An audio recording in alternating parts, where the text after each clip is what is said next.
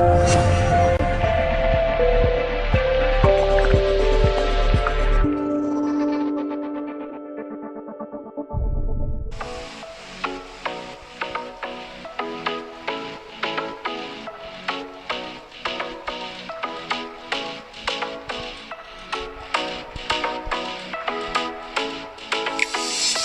morning.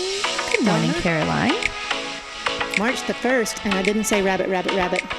Okay, do I say it too? Go Rabbit, ahead. rabbit, rabbit. You're supposed to say it like as soon as you wake up. It's like the first thing in the morning, but I forgot to do it. Oh. Not that I believe that it does anything because I don't even know what it means. But, Rabbit, rabbit, rabbit. But I grew up with that. That's cool. Yeah, it's a weird thing. Oh. I don't know what it means, but I'm going to look it up. Oh, okay. I'll let you know. You're like, I'm going to tell you next time. Yeah. So how have you been doing? We've had a lot going on. It's a busy world right now. It is. We're currently in quarantine in Kuwait. We're coming at you from quarantine in Kuwait. Right. Although we're like under house arrest. Yeah. It's not like we're like really under quarantine, but we're just kind of like the whole country is under house arrest. An advisory. Yeah. To take care. Try not to be in large gatherings. Yep. Which is okay because I'm never in large gatherings if I can help it. Right. Yeah. I know. The largest gathering for me is my living room. Yeah. With kids. With your family. Yeah. I get it. No, but this whole coronavirus, anyone listening to this, for sure you have heard about it. And it just seems like it's totally impacting the world. Everything. And everyone's in a craze right now. Not everyone, but most people, unless they're, out of touch with the media. I don't know like what's going on in places that it's more restricted, like North Korea. I don't know what they're getting, what kind of information they're getting, but like for us, I mean, it's hyper blown up. I don't know. And I completely agree. For me though, I kind of wish that I was away from the media because I don't know, my own personal view, it's being hyped up way, way, way too much. And it's going to blow over. It's totally going to blow over. Hopefully. Yes. God willing. God willing, yeah. Yeah. I don't know. I have read, my husband and I were talking about too, that Kuwait, like if I talk to my parents about what's going on in the U.S. in terms of precautions or whatever, it's kind of like, oh, it's not happening. Mm-hmm.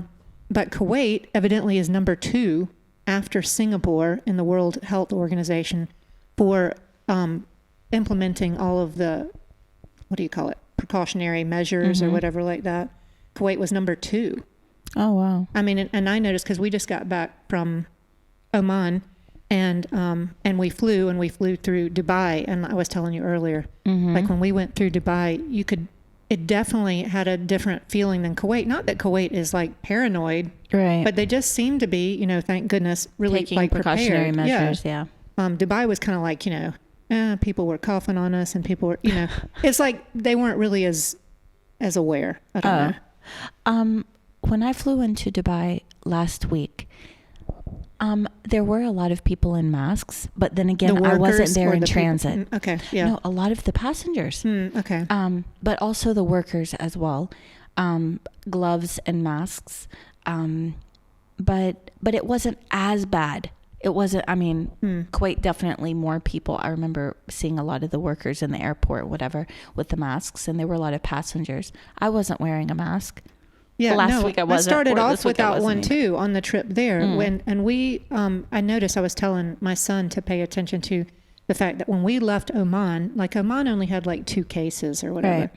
When we left Oman, pretty much none of the people who were passengers had on masks, and we had on masks because my husband's like a germaphobe. Yeah. Or whatever. So we all had on masks, and people were kind of looking at us a little bit strange. The people who worked in the airport had on masks, but when we landed in Dubai and when we were waiting at the gate, pretty much all of the Kuwaitis and the people who were going to Kuwait on the next leg of the journey had masks on. So I don't know, it was interesting. Well, whenever I know we're going to talk about it in a second. Whenever we were in Bahrain, a lot of people were, they were wearing the masks. I mean, also the border, all of the border patrol, customs and passport officers, everyone was in masks. Everyone. But Bahrain had more cases than, right? Yeah. Because they had, how many did they have? I don't know. They had in the 20s or more than that. Yeah, I don't want to say the wrong number. I think that they're in the 40s now, I think. Because when we were there, I remember my husband telling me, and he was a bit worried about it. And he was saying that the numbers had almost doubled overnight. So that was definitely, that was interesting. But you know how much doubling overnight really is just like, okay, now we're suddenly paying attention to it, right? Like all of a sudden, like with Kuwait, it was, people who were coming in from a certain area and they pulled them aside and because they suspected that they might, or maybe one person tested with the heat sensors to be having a fever. So they just pulled all of them. They took them to, they closed down one of the airports. They made it a quarantined airport. And then they closed down one of the big resorts in Kuwait. And they put them all in this 5-star resort. One thing, who will want to go to that resort later? Really. No, it's been detoxed. I promise. It's been Clorox, the whole place. I thought they have put a mark on that resort now, because who's going to be like, oh yeah, let's go to that one resort where now it's a quarantine. The coronavirus resort. Oh my goodness. Yeah. But I mean, funny. Seriously, that they put them in there and it's by the Saudi border. Yeah. It's right beside the Saudi border, and Saudi doesn't have any cases. At least they haven't. They haven't reported anything. But I mean, like as soon as you put those people, like I kept thinking about those people on the cruise ship. Yeah. I mean, of course you're going to put people in a close proximity and they're going to be like, you can't go out. Now we're going to test you for this virus every day. Of course you're going to be getting people who are sick, because I think most people who come down with it just have like mild symptoms and it just passes. So yeah, it seems to be like panic. It's spreading, which I don't want to minimize it, but yeah. But of course, if you're testing for things, you're going to find things. Yeah, that's true. And it's funny because what I posted on Instagram today, did you see that post? I haven't seen anything yet. Was like the past, let's say the past 10 or 15 years, what every year there's something that people are afraid of. Oh, yeah. Some kind of sickness every single year. And it's, this is going to wipe us out. This is going to wipe us out every year. I saw it more related to, and it's a cynical thing, but I saw it more related to like the big ones that corresponded with election years. That there were these major things that popped up on election years. Like big diseases? Yeah. Oh, goodness. I mean, that's a very pessimistic or cynical look on it, but that's what I heard. Well, all of this corona stuff, it has definitely... It's affected us a tiny bit. I mean, we both traveled. Right. So, tell us about your trip. We went to Oman, like I said, and we flew, of course. We could have driven, but it would have taken quite a while. Isn't it? It would have taken a long time, because flying from the first leg from obviously to Dubai is like an hour and a half or something like that. And then flying to Oman from Dubai is another 45 minutes, I think. Oh, yeah, so, that's a short one, right? Yeah, it wasn't bad, but driving would not have been fun. I think I heard that from Kuwait to Dubai, it's 12 hours. It's about 12 hours driving. Yeah, I'm not down for that. That's not worth it to me. Sorry. Especially since the roadside pit stops are not so wonderful, as you can attest to. But anyway, so we went to Oman. Because my son really wanted to go to the Shangri-La. So we went to Shangri-La and we brought one of his friends with him. And it was really nice. The weather was coolish and it was, really sunny. And Shangri-La has a really good place if you just want to go and just not have to worry about going anywhere else. It's all encompassing. And Shangri-La, this is located in Muscat. It's right outside of Muscat. It's about a 40-minute drive outside of Muscat, but only because the roads, as you know, are like up and windy all through the like hillside. I don't know. I guess they're mountains or hillside. I don't know what they are. They're like small mountains. Yeah. Besides the Green Mountain, of course, which is not small. So what did you do there? So how was it? We did... your pictures, let me just say, before you start, I loved them. Oh. Magical looking. Yeah, it is. I feel like beautiful. Oman is a special place. This is amazing. I feel like Oman is a special place, not just because of like the scenery is so dramatic, but I just feel like the people are so kind, pure-hearted, kind of, right? So they, and you'll see Omanis doing every kind of job in the country, which is different from a lot of the GCC countries. And Oman was ranked for like one of the number one most safest countries. I believe that. In the Middle East. Yeah. But I remember when I was there, when I went and visited my friend Lisa, she told me there's virtually no crime here. Yeah, I believe it. That the police officers just basically pull you over if you're using your phone, because that's against the law when you're driving. But other than that, there's like, but that's great. Yeah. I mean, sorry, I think so too. ahead. No, I was going to say, I told you earlier, I lost my phone for the first time, and we had already started towards the airport, and we had to turn around and go back, and I was panicking because I was thinking, oh my God, what all is in my phone? Right. What all did and then I also had left money in the case of my phone, and we turned around, went back and asked the porter, and he was like, we'll find it. And he was like, nothing's ever lost in Oman. And he said, even if you didn't have your wedding ring or whatever, you would come back and you would find it where it was. That's nice. And we did find my phone, and somebody had turned it in for us. So, but anyway, the boys went wakeboarding and they're snorkeling. How was the water?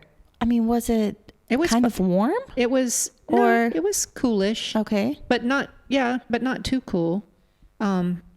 So they did that, and they did, what else did they do? Kayaking? They did do kayaking for a little while. They did kayaking, and my son is not like a huge fan of the ocean, so so they did that, and then they did he keep it kind of near the shore? Yeah, well, they have an area that's kind of roped off. They have like a giant swimming area that if you go beyond that, it's really deep. So his friend did more of the because he's a little bit more of a daredevil. He did the pulling behind the boat and stuff like that. He did all that kind of stuff. But my son was like, yeah, I'm good. Now, did they do all of these activities? Does the resort offer those water sports? Yeah. Like you pay along? Yeah, it's from them. I mean, everything there is owned by them. Oh, that's nice. So you can do just pay like a little fee and you just bill it to the room. So they did that. And I mean, the food is good there. It's all like the breakfast is included usually in your, I don't know, maybe you can get a package where it's not, but it's a huge buffet breakfast. That's really good. Vegetarian section and all that kind of stuff. And then they have the Arabic type breakfast, and then they have the, the more mixed, American or Western type breakfast. It was really good. Fresh fruits and stuff like that. What did you do special there? I took time to chill. So, we like chilling. Yeah.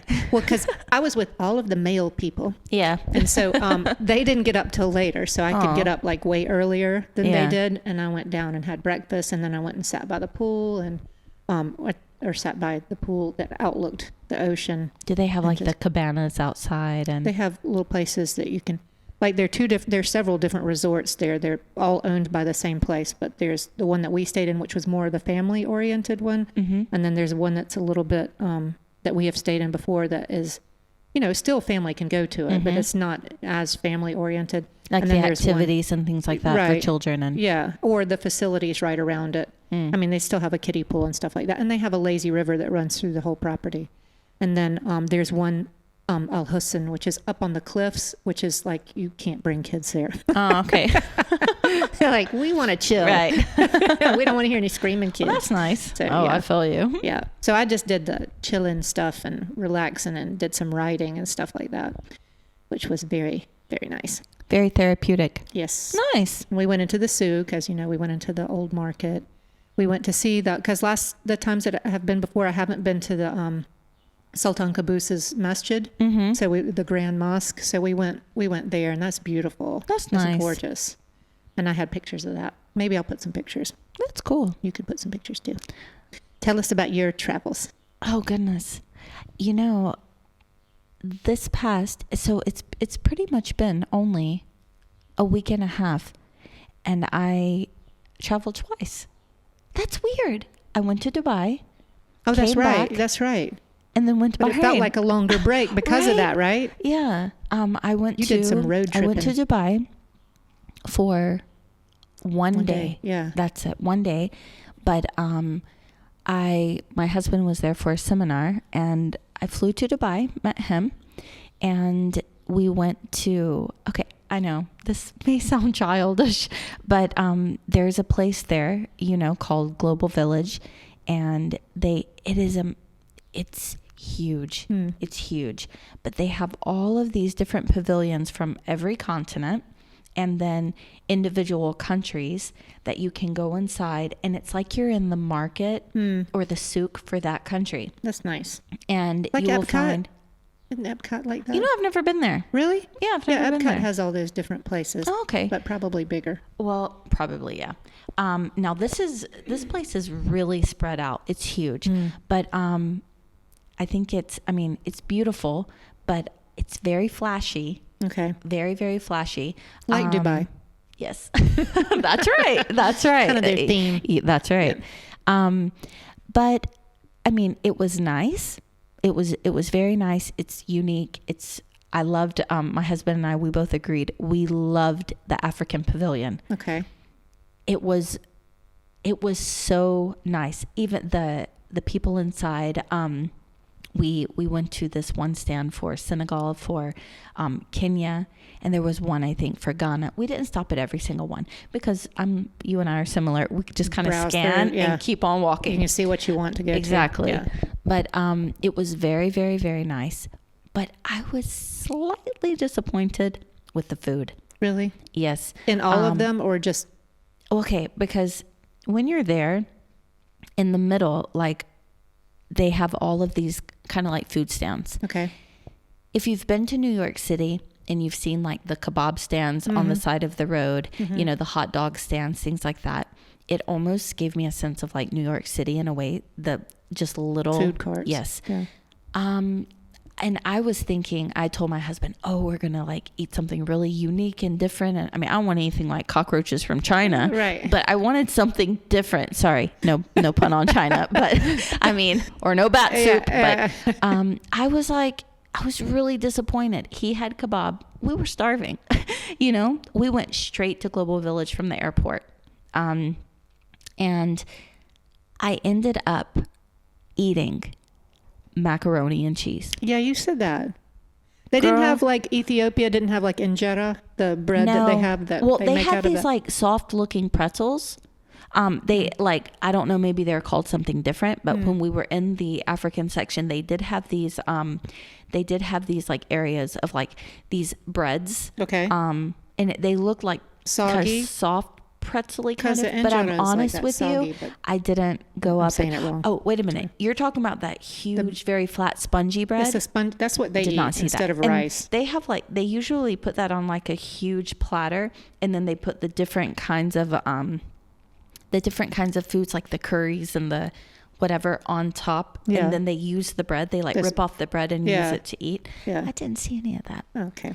But I was really disappointed with the food. I was like, really? I went to Global Village and ate macaroni and cheese, and it had crushed, those crushed hot Cheetos on top. I was like, really? I was really disappointed with that. And, my husband and I, we were like, we wanted something different, but, I understand not having big sit down restaurants inside because it's basically a ginormous exhibition, right? And keep it flowing. But yeah, so that's the only thing. I would love to go back there. It was very nice, very, very nice, very take the different. Kids? Yes, I want to take the kids later when they're older. Yeah. So no, but Dubai was good. It was a short trip, and then we did a short little road trip to Bahrain. Okay, just a couple of days ago. A better experience there, right? Oh, I love Bahrain. Yeah, we had a really good time. We drove through Saudi, but only a little section. Okay. That's just from the border. And then you're on a highway, and that one highway takes you directly to the Bahrain causeway that takes you across the border. Okay. So you do not have to get off any exit.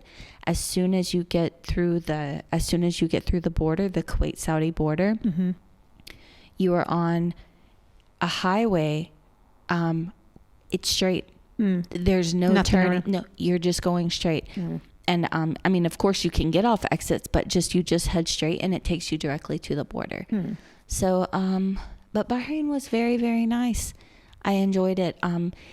You know, I told you, I'm not a museum kind of person, but when I went there, I fell in love with their museum. That was their national museum, right? It's the Bahrain National Museum. And now, this may sound kind of silly, I have this thing inside of me now that like, I want to go and see some other museums in countries. Oh, good. Like, we didn't go to the Oman one. This one, fantastic. Absolutely fantastic. But well, you like history and stuff, so you should like. I do, but listen, the only other museum that I actually have liked in my lifetime was the Smithsonian in DC. Other than that, You're not down can for 'em. take a good 5-10 minutes just cruise through it. Yeah, I'm good. Yeah. You know, but theirs was, it was so clean. Oh, of course museums are clean, but it was so just, it was perfect. nice. Yeah, it was, and the kids had a really good time. So, but Bahrain was really good. I was glad to get back to Kuwait because the whole time we were there, nothing but coronavirus on the news, everything like that. And so that kind of put a damper on the and mood. I think both of our husbands were a little bit overly cautious about it. Yeah. But yeah, I mean, that was the same thing with us too. That just people were worried about, although I felt like we were a little cut off from it. Well, yeah, because you really haven't heard of any major cases, anything like that happening in Oman or, you know, but Kuwait has been stopping flights. They sent a flight also to Italy to get all the Kuwaitis. Although I still see one of my students is still there. Where? So in Milan. So okay. He's still there.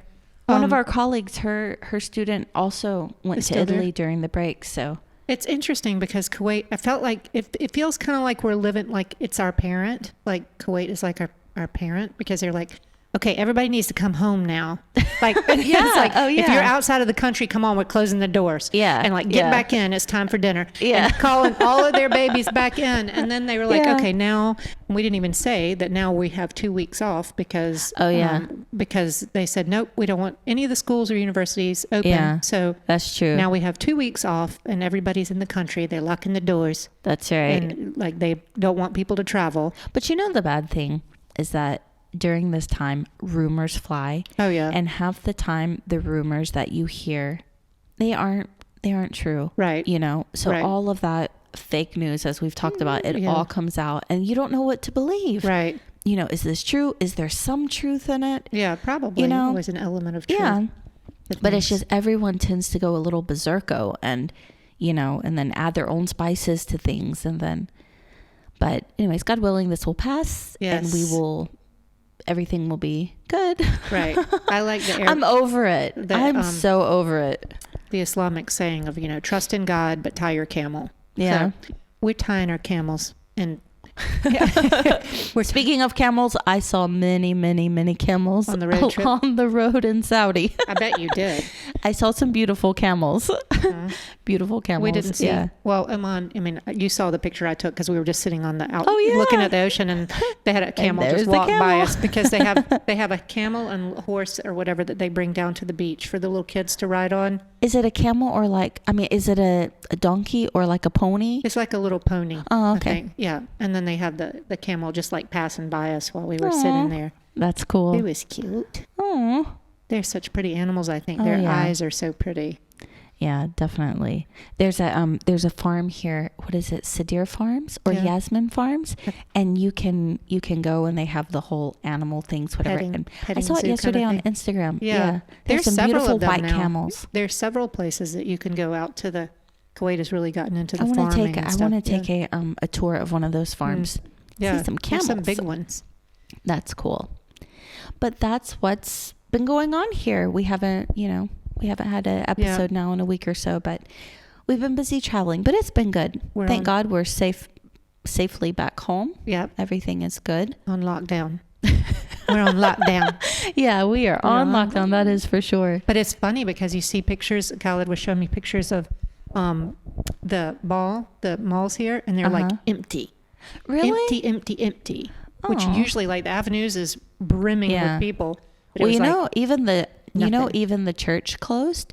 Did you saw see that? The Mm-hmm. Catholic Church? Mm-hmm. There's no masses, no prayer times, no Even the anything. Friday prayers here, they've Mhm. shortened the sermons. Didn't I the Friday read prayer?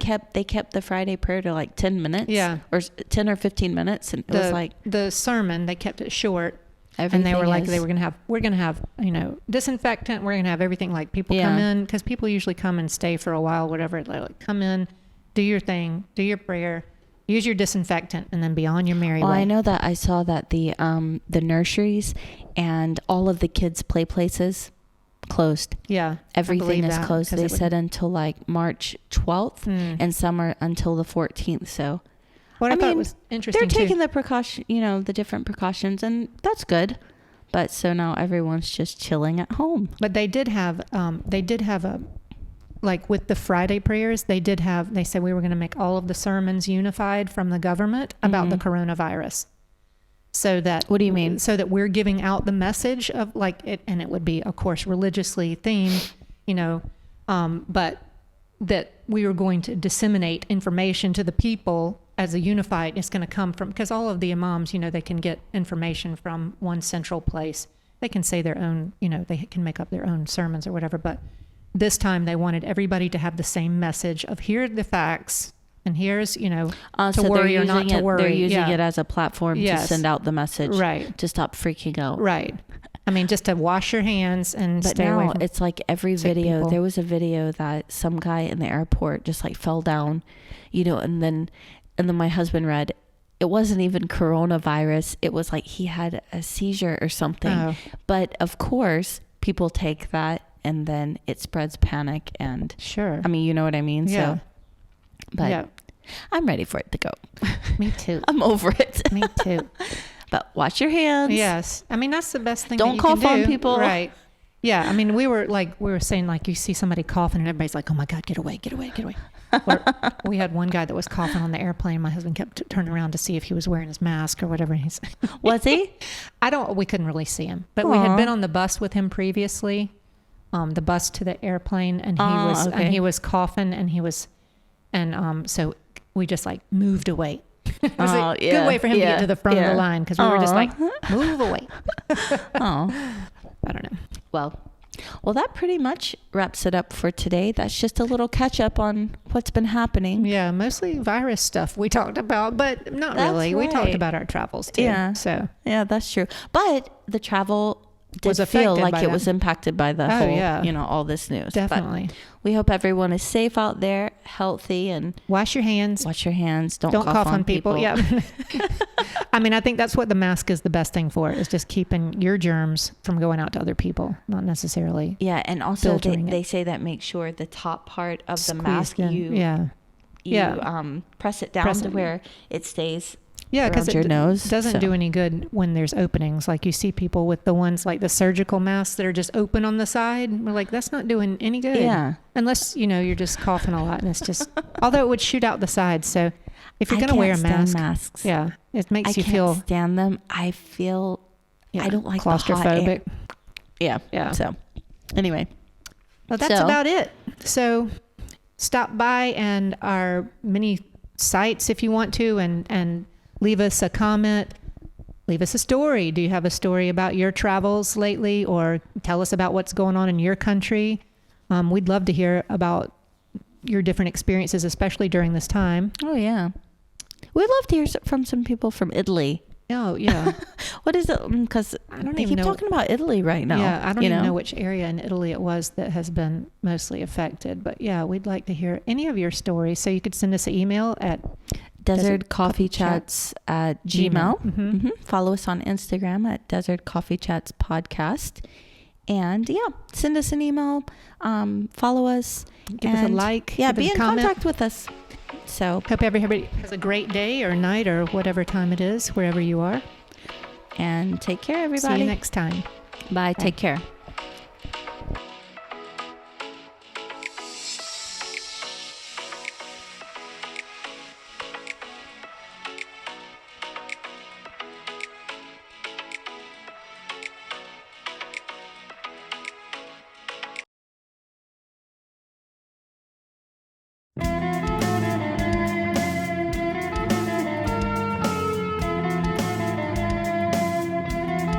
Desert Coffee Chat.